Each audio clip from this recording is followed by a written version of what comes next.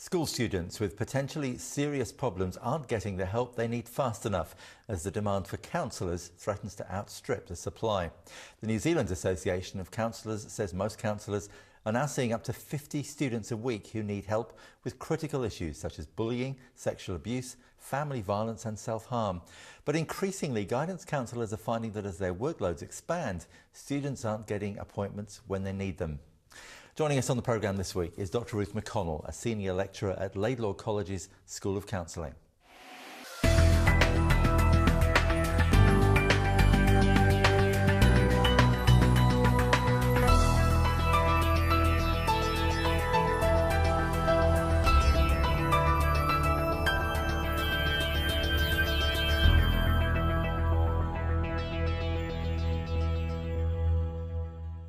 Ruth, thank you so much for joining us on the programme.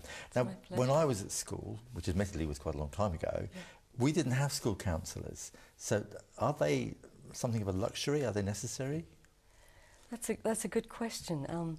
I think the society's become a lot more complex, and I'm not meaning to say since the Dark Ages, but you know, and things just with cyberbullying and with Facebooking and just that whole part has made school systems much more complex too. And so children bring a lot more to school than just a teachable mind. They also bring a whole emotional landscape that's quite hard for teachers to navigate without some specialist help.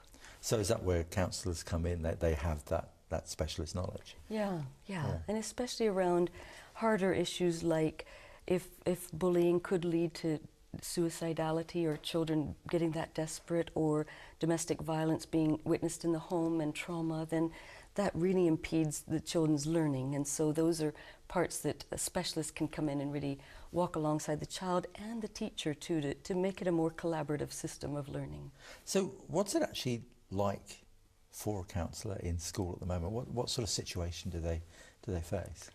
Well, they actually seem to face an incredible amount of extra demands on them. They have long waiting lists that puts every counsellor under some incredible pressure, because when a child is ready to see a counsellor, that's when an intervention needs to happen, not wait on the waiting list for 3 months, because there's a desperation piece to that. So counsellors are feeling like they're under-resourced, a lot more needs coming at them that they can't deal with. I saw one school, I think it was one of Palmerston North's biggest schools, has one guidance counsellor to look after 1,800 students. Wow. That almost makes it hardly any point in having anyone there, isn't it? Yeah, well, it feels like you're just scraping the surface. And I mean, that's part of it is like the iceberg. At least the stuff you're seeing at the top you're trying to deal with, but you know that underneath the surface is a lot you haven't dealt with. And I heard that the standard ratio is 1 to 750 students. That already seems too high, but that other statistic was just incredibly difficult to work under. Teachers, again, I suppose going back to when I was a kid, teachers took that role. You know, you had teachers that you could go and talk to. I can remember, you know, I would have been about year 11. I can remember going to my year 11 form tutor with something that was worrying me, and he was excellent. So has the teaching profession changed? Has it become much more they are just there to impart information, that there isn't that pastoral role that teachers used to have? Yeah, that's my fear. You know, with NZQA, huge curriculum demands on students. It does feel like we have units of measurement, and our students become reduced down to a unit of measurement of how are we going to make it through the NCEAs and what is our ratings. And so teachers are feeling that level of pressure, and that might then take their pastoral piece marginalized into the edges where they don't have the time to attend to the students. And if you look at all the master teacher movies, you'll see that it was actually one teacher really got the child, and the child started to blossom, and that child felt deeply seen and heard. And so that's about attachment. That's about a child creating a safe emotional connection within the school system to one teacher. If they can do that with a specialist, like a counsellor, in terms of much more deeper psychological things, then that sounds like a really appropriate resource. But my fear is that actually we've got a generation of peer-attached children, and they're not healthily attached to adults in their lives. So not healthily attached to their parents, who should be the primary emotional nurturers in their lives. And the teachers only see their children 6 hours a day, and even in senior school less than that.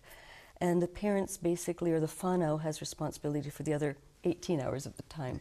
So you'd think that the proportions would mean actually most of the emotional nurture and resourcing of resilience within children should really come from the home base, or the whānau, or the village of attachment as we call it. So aunties and uncles. But now society has become quite fragmented, and we do get so much over specialisms, and so it disempowers parents from believing they're their best counselors for the kids. That's really interesting. So in terms of the children themselves, they now look to each other for support rather than to parents, teachers, counsellors, whoever. Yeah, and then it becomes the blind leading the blind, because, you know, how do you navigate complex social relationships? Well, it's mostly goes queen bees and wannabes are the ones who are dictating who belongs in the group, and then you have huge amounts of fickleness happening amongst peer relationships. But an adult attachment has the maturity above that to hierarchically pull them back into alignment, to say, you know, it was awful how they treated you, and that wasn't okay, and you don't deserve to be called that name, or a place to discharge that emotional stress and strain and get a rightful perspective again. But because we've also not got a society in terms of our capitalism and our consumerism, we've got too many parents feeling the pressure of having to have 2 jobs, and so there aren't the home bases covered. And so peers are left attaching right through from very early on, even, you know, early childcare availability. And I think one of the saddest things is children are often thrown into a socialization system before they're fully socialized. So they actually, it's a basic psychological immaturity issue, because a child can't actually learn to be with others until they're differentiated, until they know who they are.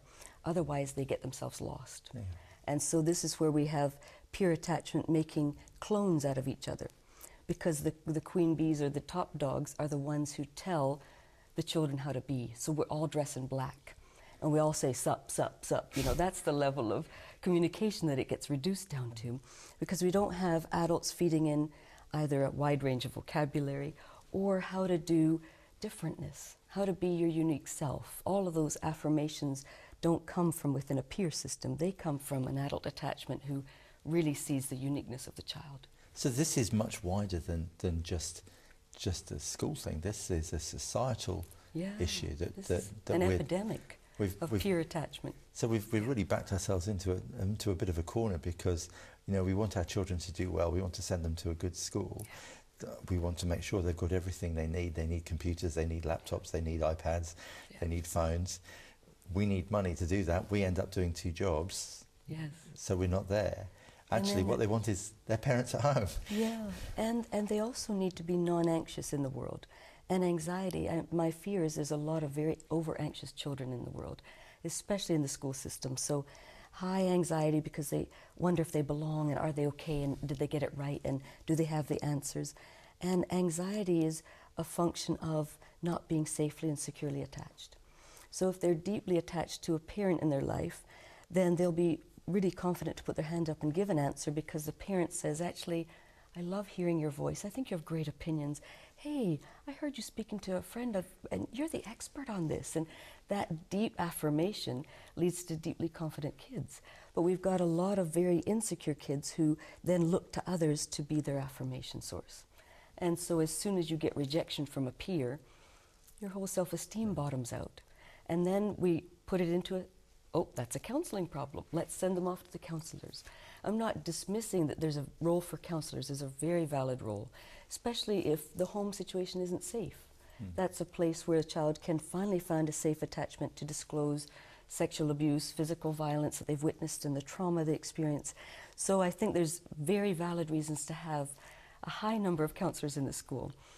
But I think a more systemic or endemic problem is actually we need to source parents' understanding that their attachment to the children is the foundation for their children's maturity. And if they're not mature, they're going to get lost in the system. And sadly, you know, we heard recently that the Minister of Education has funded a huge program, or like millions towards a program on teaching good behavior in schools. I have a feeling that's a bit backwards. Where do children learn behavior? That's not through rote learning. If you're loved well, you'll love well. If you've been taken care of well, you'll know how to respect the other. That is a core attachment problem that our parenting isn't servicing well, because we're still doing behavior modification techniques. We're saying if you speak the right tone, if you wear the right things, if you have the right opinion, but you're not unconditionally loved. So anxiety is riddling our society. So really the counsellor is the ambulance at the bottom of the cliff. It should be the parents who are the fence at the top. Yeah. Yeah, the big corral that keeps their arms around them, saying you're always safe here, you always belong here, and you can explore the world and go out there and try your voice out there, but when you come back in, we'll always affirm it. Is it too late? Is it too late for us to reverse back up the road we've gone down? Oh no, I don't think it's ever too late. The beauty of attachment is we're attached throughout our whole lifespan, and the brain is so plastic and malleable that we can, even in adult relationships, we can reattach and parts of our brain heal too. So that's the beauty of how we've been made, very, very intricately, and we are never written off at that level of it's just too late, there's no hope here. That's part of the gospel, is just that we've been loved into existence by God, and love is going to keep us alive. And if we don't get our attachments right in the home front, often in marriage we heal again too, because we get loved again. So there's always chances of healing at an attachment level. It has been absolutely fascinating to talk to you. You've opened up areas that I must admit, when we started on this topic, I never dreamt we'd go there. Thank you so much for your time today. Thank you. Well, that's all we've got time for this week. Don't forget, you can take in our sister programme, Nzone Focus. This week, we're looking at the price of justice and talking to police investigator Daniel Walker and his battle against sex trafficking. A fascinating interview with Andrew Urquhart. But for now, from all of us here on Nzone Now, ka kite anō and good parenting.